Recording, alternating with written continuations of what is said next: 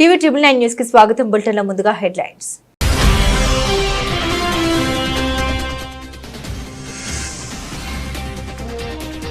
తెలంగాణలో రుణమాఫీ ఎగ్గొట్టిన కాంగ్రెస్, మహారాష్ట్రలో ప్రధాని మోదీ విమర్శ.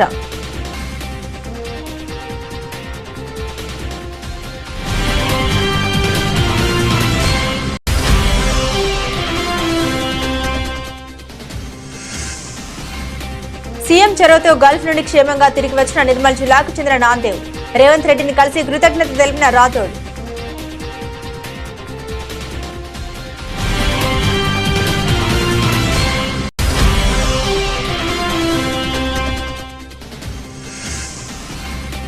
దుర్గగూడలో ఆకస్మిక పర్యటించిన దేవాదాయ శాఖ మంత్రి క్యూలైన్లో కల్పిస్తున్న సదుపాయాలపై స్వయంగా భక్తులను అడిగి తెలుసుకున్న ఆనం రామనారాయణ రెడ్డి.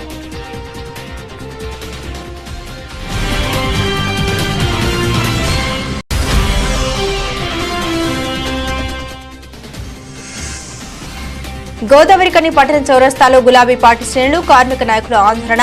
సింగరేణి సంస్థ సాధించిన నికర లాభాల్లో 33% వాటా ఇవ్వాలని డిమాండ్.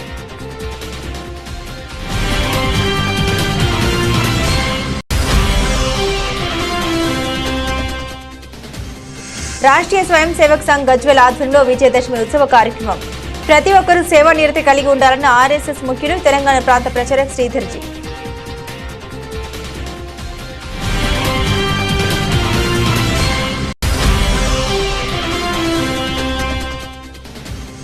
విజయవాడ నగరంలో సందడి చేసిన హీరో వరుణ్ తేజ్. నవంబర్ 14వ తేదీన విడుదల కానున్న మట్కా చిత్రాన్ని విజయవంతం చేయాలని కోరిన మెగాస్ హీరో.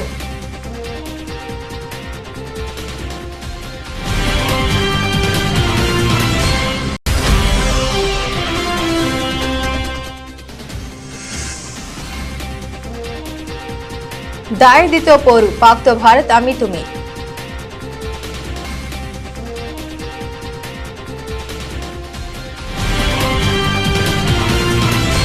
కాంగ్రెస్ పార్టీ బంజారాలతో పాటు అట్టడుగు వర్గాల్ని రైతులను నిర్లక్ష్యం చేసిందని ప్రధానమంత్రి నరేంద్ర మోదీ విమర్శించారు. మహారాష్ట్రలోని విదర్భలో శనివారం జరిగిన ఎన్నికల ప్రచార సభలో ఆయన మాట్లాడారు. ప్రతి ఎన్నికల్లో రుణమాఫీ చేస్తామంటూ బూటకపు హామీలు ఇవ్వడం కాంగ్రెస్ పార్టీకి అలవాటని ప్రధాని మోదీ ఆరోపించారు. తెలంగాణలో కూడా రైతుల రుణమాఫీ చేస్తామని హామీ ఇచ్చి అధికారంలోకి వచ్చిందన్నారు. అధికారంలోకి వచ్చి ఇన్ని రోజులైనా రైతుల రుణాలు మాఫీ కాలేదని అన్నారు. దీంతో రైతులు ఇప్పుడు రుణమాఫీ కోసం కాంగ్రెస్ ప్రభుత్వాన్ని నిలదీస్తున్నారని తెలిపారు. రైతులను కాంగ్రెస్ గౌరవించదని, వారి అవసరాన్ని పట్టించుకోదని అన్నారు. డ్రగ్స్ వ్యాపారం కాంగ్రెస్ కు సంబంధాలున్నాయని ఢిల్లీలో దొరికిన డ్రగ్స్ కేసులో కాంగ్రెస్ నేత పాత్ర ఉందని ఆరోపించారు. हर चुनाव से पहले कर्ज माफी का झूठा वादा कांग्रेस का पसंदीदा हथकंडा है। तेलंगाना में ये लोग कर्ज माफी का वादा करके सत्ता में आए, लेकिन सरकार बनने के बाद इतना समय गुजर गया, अब किसान कुछ पूछ रहे हैं कि उनका कर्ज माफ क्यों नहीं हुआ। भाइयों और बहनों, हमें भूलना नहीं है, महाराष्ट्र में भी कांग्रेस और महाआघाड़ी सरकार ने सिंचाई से जुड़े कितने कामों को रोक कर रखा था। जब एनडीए सरकार आई, సీఎం రేవంత్ రెడ్డి చొరవతో గల్ఫ్ లో నరకయాత్ర అనుభవించిన ఒంటెల కాపరి నాందేడ్ రాథోడ్ క్షేమంగా తిరిగి వచ్చారు. నిర్మల్ జిల్లాకు చెందిన నాందేవ్ గత కొన్ని రోజులుగా గల్ఫ్ లో ఒంటెల కాపరిగా వెళ్లారు. అయితే అక్కడ వాతావరణ పరిస్థితుల వల్ల తట్టుకోలేక రియాద్ నుంచి హైదరాబాద్ కు వచ్చారు. ఈ మేరకు సీఎం రేవంత్ రెడ్డిని కలిసి కృతజ్ఞత తెలిపారు. దుర్గగూడలో దేవాదాయ శాఖ మంత్రి ఆకస్మిక పర్యటించారు. క్యూలైన్లో భక్తులకు కల్పిస్తున్న సదుపాయాలపై మంత్రి స్వయంగా భక్తులను అడిగారు. భక్తులు సంతృప్తి వ్యక్తం చేశారు. గతంలో కంటే మెరుగైన ఏర్పాట్లు భక్తులు చేయడం వల్ల భక్తులు వివరించారు. విజయవాడ దుర్గగూడలో శరన్నవరాత్రుల ఉత్సవాలు, భక్తులకు కల్పిస్తున్న సౌకర్యాలు, వసతులపై దేవాదాయ శాఖ మంత్రి ఆనం రామనారాయణ రెడ్డి పర్యటన జరిపారు. క్యూలైన్లో భక్తులకు మంచినీళ్లు అందుతున్నాయా, సమస్యలు ఏమైనా ఉన్నాయని భక్తులను స్వయంగా అడిగి తెలుసుకున్నారు. భక్తులందరికీ అమ్మవారి దర్శనం బాగా జరుగుతుందా లేదా అని క్యూలైన్లో నిలబడి పరిశీలించారు. ఈ సందర్భంగా భక్తులు తమకు కల్పిస్తున్న సదుపాయాలపై సంతృప్తి వ్యక్తం చేశారు. తమకు గతంలో కంటే మరింత మెరుగ్గా అమ్మవారి దర్శనం లభిస్తుందని భక్తులు ఆనందం వ్యక్తం చేశారు. వసతులు కూడా మెరుగ్గా ఉన్నాయని మంత్రికి వివరించారు. ఈ సందర్భంగా మంత్రి ఆనం రామనారాయణ రెడ్డి అమ్మవారిని దర్శించుకున్నారు. అనంతరం దేవాలయ ప్రాంగణంలోనే ఉత్సవాలు నిర్వహిస్తున్న తీరుపై ఉన్నతాధికారులతో సమీక్ష జరిపారు. ప్రతిరోజు 3-4 సార్లు భక్తుల నుండి ఫీడ్బ్యాక్ తీసుకోవాలని, వారు సూచించిన ప్రకారం అదనపు సదుపాయాలు కల్పనకు కూడా చర్యలు తీసుకోవాలని ఆదేశించారు. ముఖ్యమంత్రి చంద్రబాబు నాయుడు భక్తుల సౌకర్యాలకు పెద్దపీట వేయమని పదే సూచిస్తున్న విషయాన్ని ఈ సందర్భంగా అధికారులకు గుర్తు చేశారు. ఆదేశాలను ఉత్సవాలు జరిగే మిగిలిన రోజుల్లో మంచినీళ్లతో పాటు పాలు, మజ్జిగ కూడా పంపిణీ చేయాలని స్పష్టమైన ఆదేశాలు ఇచ్చారు. అనంతరం మంత్రి రామనారాయణ రెడ్డి దీమ తల్లి హారతలతో పాల్గొన్నారు. దుర్గమ్మవారి ఆలయ అధికారులు, దేవాదాయ శాఖ కలిసి సమన్వయంతో పనిచేయడం జరుగుతుంది. ఇప్పటికీ ఈరోజు అన్నప్రసాదం మధ్యాహ్నం వరకు చేసినటువంటిది 18,000 అన్నప్రసాదాన్ని వితరణ చేయడం జరిగింది. అలాగే ఇవాళ ఉదయం కట్టు పొంగలి 9,000 మందికి కట్టు పొంగలి వితరణ చేయడం జరిగింది. అది ఉదయం చేశారు. 10:30 నుంచి మధ్యాహ్నం 4 గంటల వరకు 18,000 మందికి అన్నప్రసాదం కూడా వితరణ చేయడం జరిగింది. 90,000 లడ్డులని విక్రయించడం కూడా జరిగింది. అడిగిన వారికి లేదనకుండా 90,000 లడ్లు ఇవాళ సాయంత్రం వరకు అందరికి కూడా విక్రయించడం జరిగింది. ఆ విధంగా ఈరోజు వరకు ఈ కార్యక్రమాలు సజావుగా సాగుతున్నాయి. మిగిలినటువంటి 6 రోజుల కార్యక్రమం కూడా సజావుగా సాగడానికి కావాల్సిన ఏర్పాట్లన్నీ కూడా చేయడం జరుగుతూ ఉంది. అలాగే నిన్న ఈరోజు కొంతమేర స్వచ్ఛంద సంస్థలుగా ఉన్నటువంటి వాళ్ళు దాదాపు పాలు 4,000 లీటర్లు 3,000 లీటర్ల మజ్జిగ కూడా స్వచ్ఛంద సంస్థల వాళ్ళు వచ్చి క్యూ లైన్లలో ఉన్నటువంటి వాళ్ళకి వితరణ చేసి వారు కూడా సరఫరా చేయడం జరిగింది. రాష్ట్రీయ స్వయం సేవక్ సంఘ్ గజ్వెల్ ఆధ్వర్యంలో విజయదశమి ఉత్సవ కార్యక్రమాన్ని ఘనంగా నిర్వహించారు. సిద్దిపేట జిల్లా గజ్వెల్లో స్థానిక ఐఓసీ కార్యాలయం నుండి ప్రధాన రోడ్డు మీదుగా అంగడిపేట హనుమాన్ దేవాలయం వరకు, అక్కడి నుండి ఇందిరా పార్క్ చౌరస్తా, అంబేద్కర్ చౌరస్తా, స్వామి వివేకానంద విగ్రహం ముందు వరకు ఘనంగా ర్యాలీ నిర్వహించారు. అనంతరం సమావేశం నిర్వహించారు. ఈ సందర్భంగా ఆర్ఎస్ఎస్ ముఖ్యులు తెలంగాణ ప్రాంత ప్రచారక్ శ్రీధర్ జీ మాట్లాడారు. మన దేశం భారతదేశం ప్రపంచానికి దిశానిర్దేశం చేసిన సత్తాగల భారతదేశమని ప్రతి ఒక్కరూ సేవ నిరతి కలిగి ఉండాలని అన్నారు. ఎక్కడ ఏ చిన్న ఆపద వచ్చినా ముందుగా వారికి సహాయ సహకారాలు అందించేది ఆర్ఎస్ఎస్ అని తెలిపారు. స్వాతంత్రం వచ్చినప్పటి నుంచి కూడా చూసుకున్నట్లయితే భారతదేశము ప్రపంచంలో ఒక వెనుకబడిన దేశంగా గుర్తించారు. ప్రపంచం మనల్ని ఈరోజు ఏవైతే అగ్రరాజ్యాలు అని అంటున్నామో ఆ సరసన మన భారతదేశాన్ని లెక్క కట్టలేదు.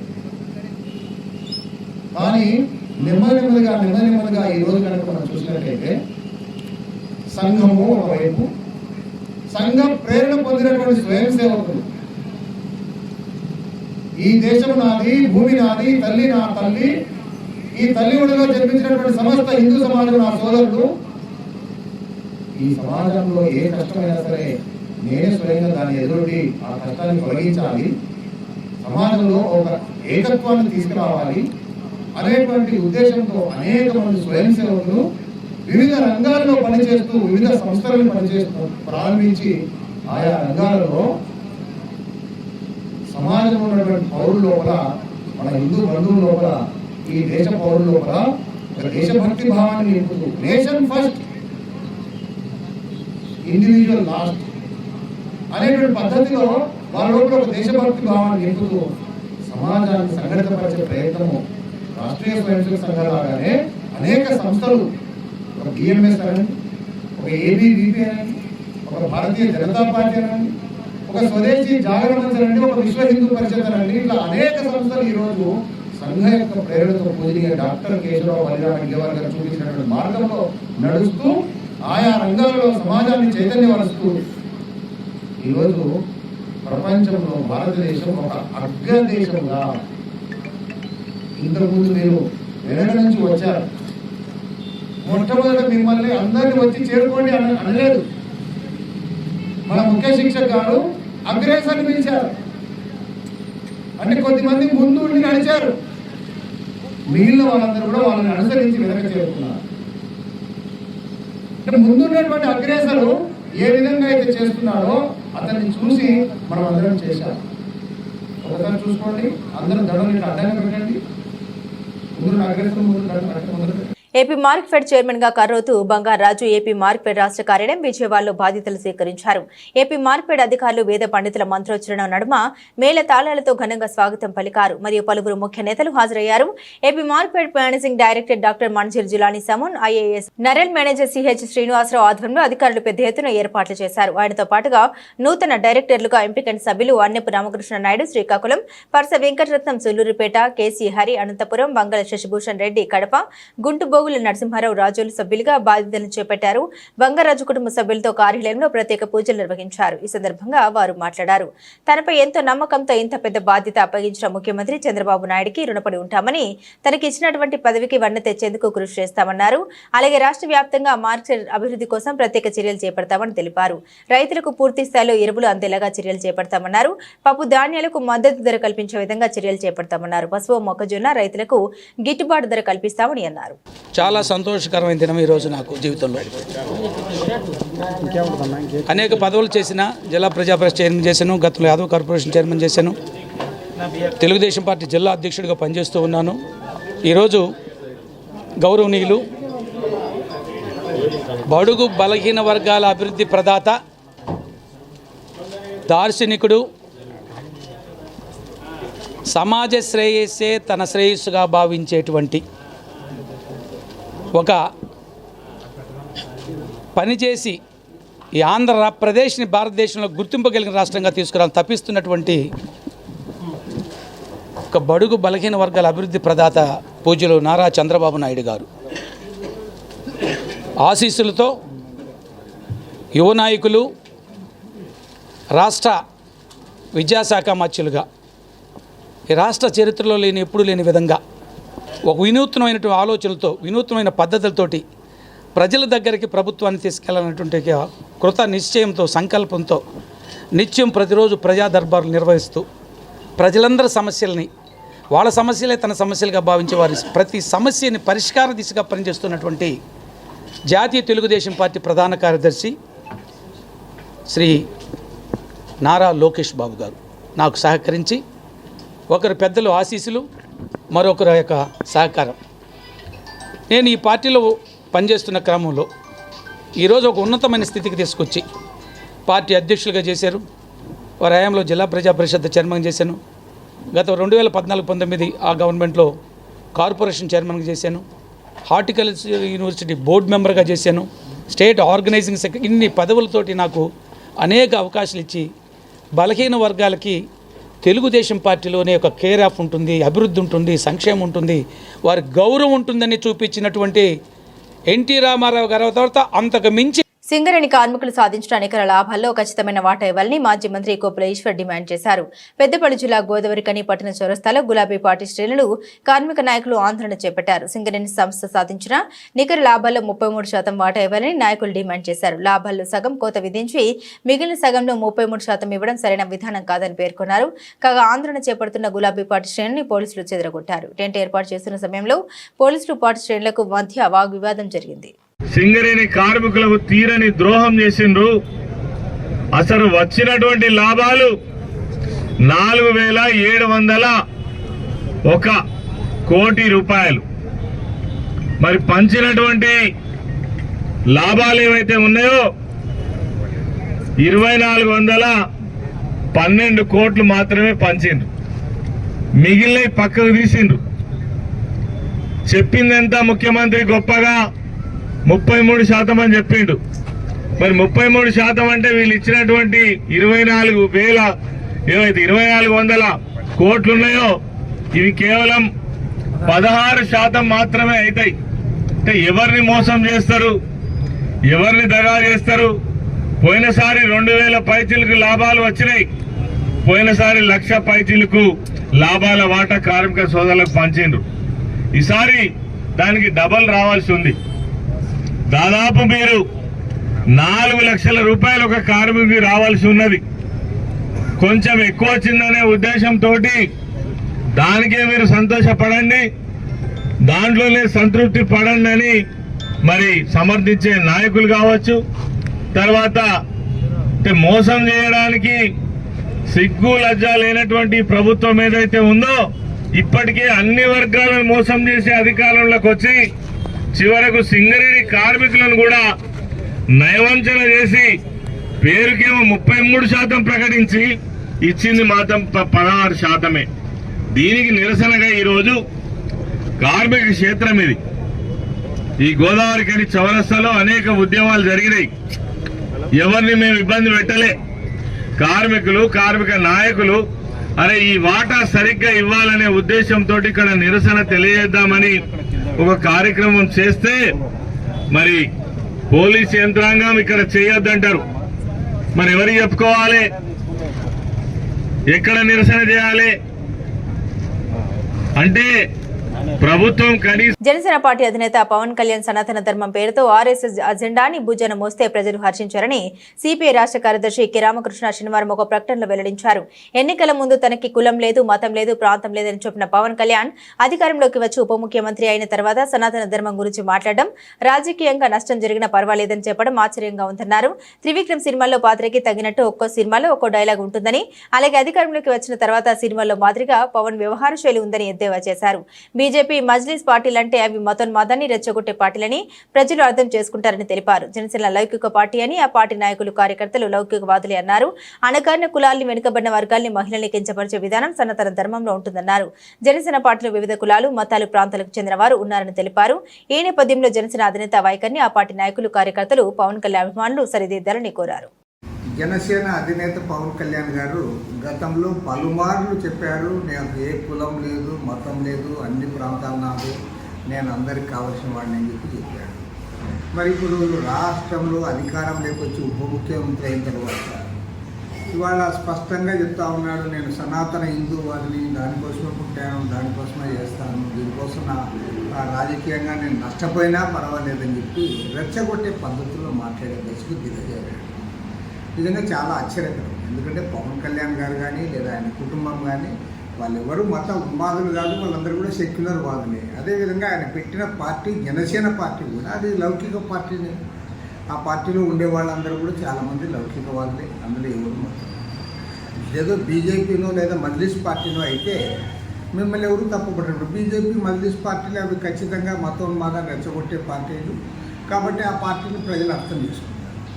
మీరు ఒక లౌకికవాద పార్టీ అయింది, ఈ రకంగా సనాతనవాదాన్ని భుజానికి ఎత్తుకొని ఆర్ఎస్ఎస్ అజెండాను మీరు ముందుకు తీసుకుంటూ ఉన్నారంటే చాలామంది చెప్పుకుంటూ ఉన్నారు. త్రివిక్రమ్ శ్రీనివాస్ డైలాగ్ రాయించాడు, ఆ త్రివిక్రమ్ శ్రీనివాస్ డైలాగ్ చెప్తాడు, ఈయన ఏ సినిమాలో ఆ పాత్రకు తగ్గట్టుగా డైలాగ్ చెప్తా ఉన్నాడు, ఇప్పుడు ఒక స్టేజ్ ఎక్కినప్పుడు ఒక డైలాగ్ చెప్తూ ఉంటాడని చెప్పే పరిస్థితి వచ్చింది. కాబట్టి అంటే పవన్ కళ్యాణ్ గారు ఆలోచించుకోవాలి. ఆయన సపోర్ట్ చేస్తున్న పార్టీ వారు, ఆయనకున్న ఎవరైతే ఫ్యాన్స్ ఉన్నారో ఫ్యాన్స్ కూడా అన్ని మతాల వారు, అన్ని కులాల వాళ్ళు ఉన్నారు.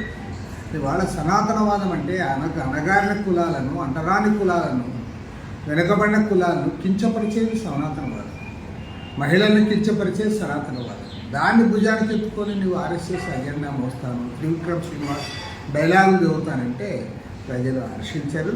కాబట్టి ఏమంటే ఆయన అభిమానులు, జనసేన పార్టీ నాయకులు పవన్ కళ్యాణ్ తీసుకున్న వైఖరిని సరిదిద్దారు. నువ్వు ఎన్నికల ముందు నువ్వేనాడు చెప్పలేదు ఈ రకంగా.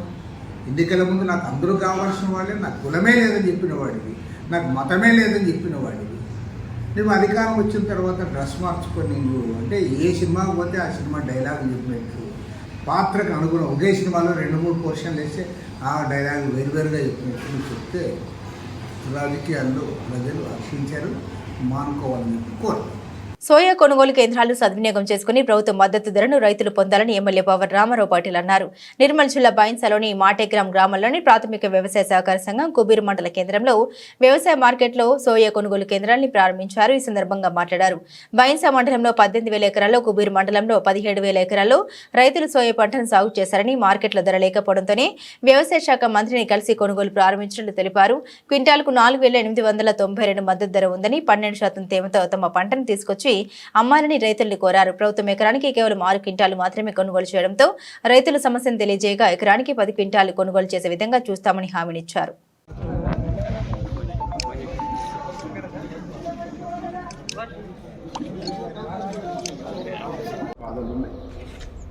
పురుగులు వస్తున్నాయి, రోడ్డు సరిగా లేదు, ఘోరం కూడా సరిగా లేదు. కానీ ఇంతవరకు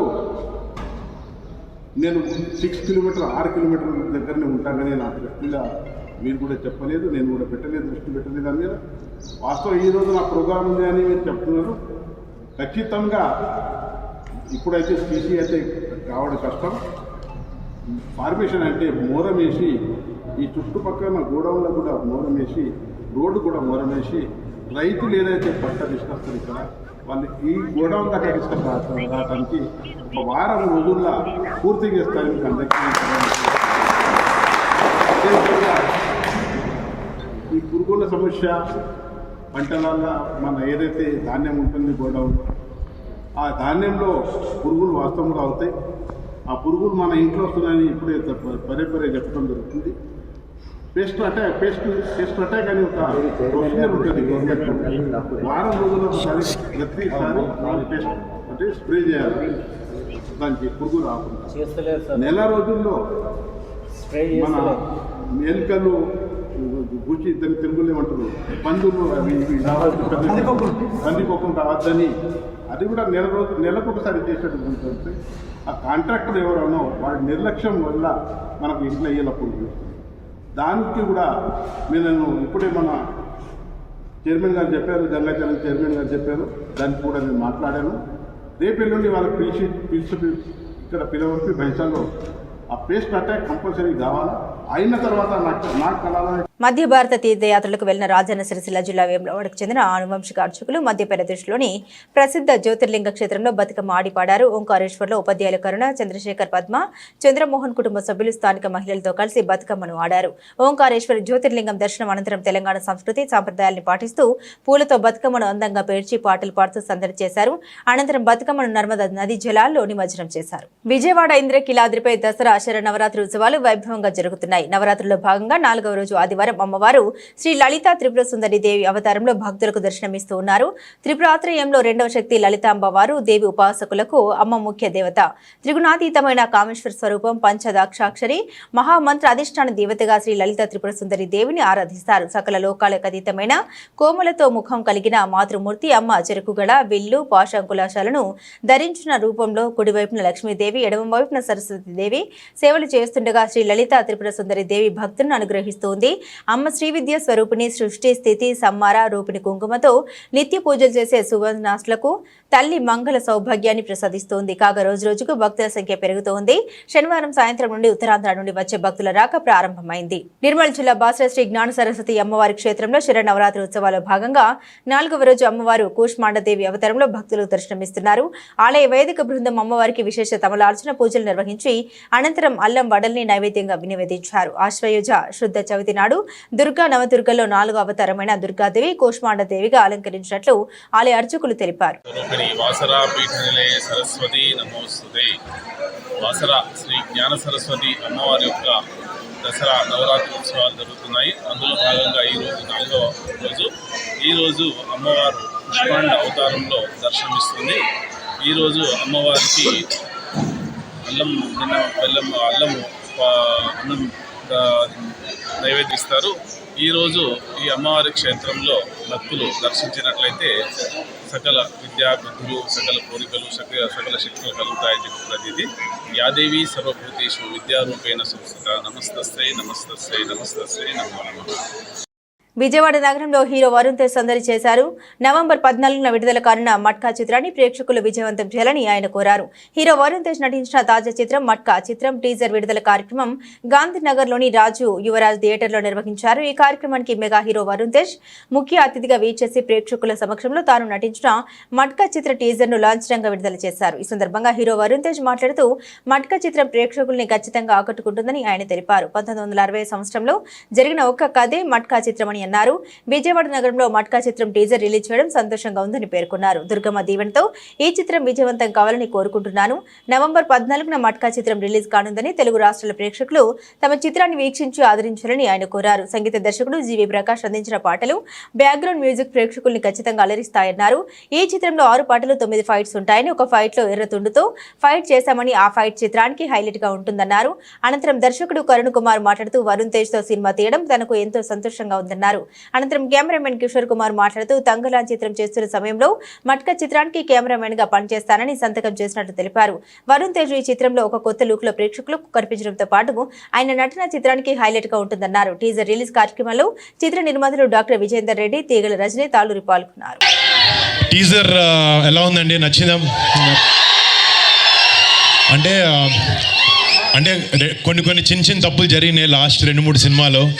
బట్ గద్దలకొండ గణేష్ సినిమా తర్వాత నాతో చాలామంది నువ్వేంటి అలాంటి సినిమాలు చేయట్లేదు అన్నాను. అలాగా అడిగిన వాళ్ళకి, అలాంటి సినిమా కోసం నా నుంచి అలాంటి సినిమా కోసం చూస్తున్న వాళ్ళకే ఈ మట్కా. రేపు పొద్దున మా థియేటర్లో ఒక మాస్ జాతరలో ఉండబోతుంది సినిమా. అండ్ డెఫినెట్లీ అంటే ఒక మాస్ ఫైట్స్ అన్నీ కాకుండా ఒక కొత్త రకమైన వరల్డ్ని, ఒక 1960s to 1980s వైజాగ్లో ఉండే ఒక కథ ఇది మట్కా. అండ్ డెఫినెట్గా రేపు పొద్దున టీజర్ ట్రైలర్ లాంచ్ అయిన తర్వాత మీకు ఇంకా కథ గురించి వివరణ ఇస్తాం. బట్ ఐఎమ్ వెరీ థ్యాంక్ఫుల్ మీ అందరికీ. ఇంకొక చిన్న విషయం, ఇందాక లాస్ట్లో వెనక్కి తిరిగినప్పుడు ఎర్రతుండి ఇట్లా పడుతుంది. అది సో సినిమాలో ఒక టైంలో మాత్రం నేను ఒక మార్కెట్లో లేబర్గా పనిచేస్తూ ఉంటాను. పనిచేస్తున్నప్పుడు ఒక ఫైట్ సీక్వెన్స్ ఉంది. డైరెక్టర్ వచ్చాడు, డ్రెస్ చూస్తున్నాడు, అంతా బాగుంది, ఏదో మిస్ అవుతుంది అన్నాడు. కరెక్ట్గా కాస్ట్యూమర్ తీసుకొచ్చి ఎర్రకండు మెడలో వేసాడు. టాప్ టు బాటమ్ లుక్ అదిరిపోయింది. But thank you so much.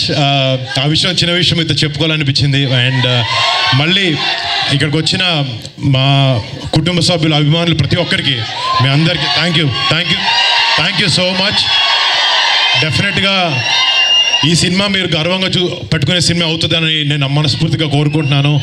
And డెఫినెట్గా November 14th ఈ సినిమా థియేటర్లోకి వస్తుంది.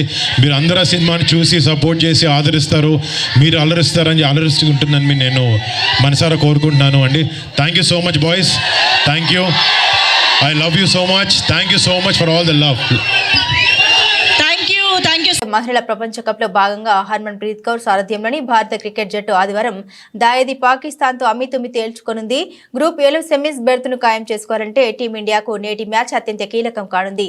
దుబాయ్ వేదికగా జరగబోయే మ్యాచ్ మధ్యాహ్నం 3 గంటలకు మొదలవనుంది. ఈ మ్యాచ్ స్టార్ స్పోర్ట్ లో ప్రసారం కానుంది. స్వదేశంలో భారత్ మరో T20 సిరీస్ కు సిద్ధమైంది. ఇటీవల ముగిసిన 2 మ్యాచ్ల టెస్ట్ సిరీస్ లో బంగ్లాదేశ్ ను 2-0 తేడాతో ఓడించి జోర్మీదిన టీమిండియా పొట్టి పోరులోనూ అదే దూకుడు ప్రదర్శించాలని పట్టుదలతో ఉంది. మధ్యప్రదేశ్లోని గ్వాలియర్లో కొత్తగా పునర్నిర్మించిన శ్రీమంత్ మాధవరావు సింధియా స్టేడియం ఈ మ్యాచ్కు ఆతిథ్యం ఇవ్వనుంది. 14 ఏళ్ల తర్వాత ఈ స్టేడియంలో జరగనున్న తొలి అంతర్జాతీయ మ్యాచ్ ఇదే. బులెటిన్ ముగించే ముందు హెడ్లైన్స్ మరోసారి.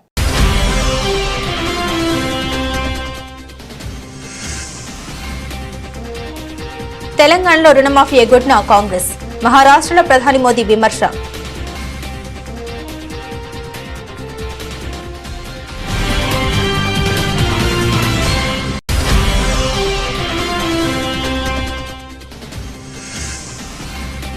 సీఎం చొరవతో గల్ఫ్ నుండి క్షేమంగా తిరిగి వచ్చిన నిర్మల్ జిల్లాకు చెందిన నాందేవ్, రేవంత్ రెడ్డిని కలిసి కృతజ్ఞత తెలిపిన రాథోడ్.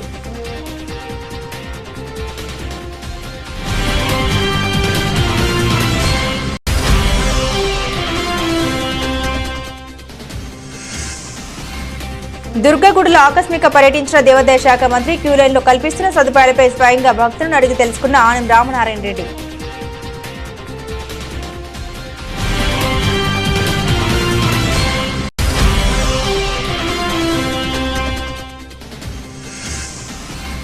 గోదావరికని పట్టణ చౌరస్తాలో గులాబీ పార్టీ శ్రేణులు, కార్మిక నాయకుల ఆందోళన. సింగరేణి సంస్థ సాధించిన నికర లాభాల్లో 33% వాటా ఇవ్వాలని డిమాండ్.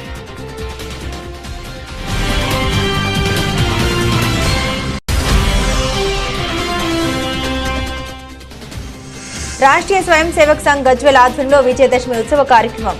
ప్రతి ఒక్కరూ సేవా నిరతి కలిగి ఉండాలన్న ఆర్ఎస్ఎస్ ముఖ్యులు తెలంగాణ ప్రాంత ప్రచారక్ శ్రీధర్జీ.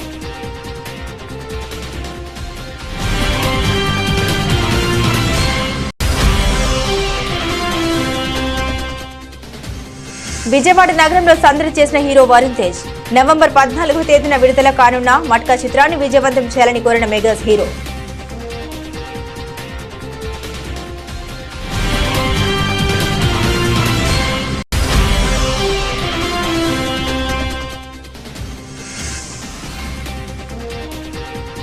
దాయిదితో పోరు, పాక్తో భారత్ అమీతుమే.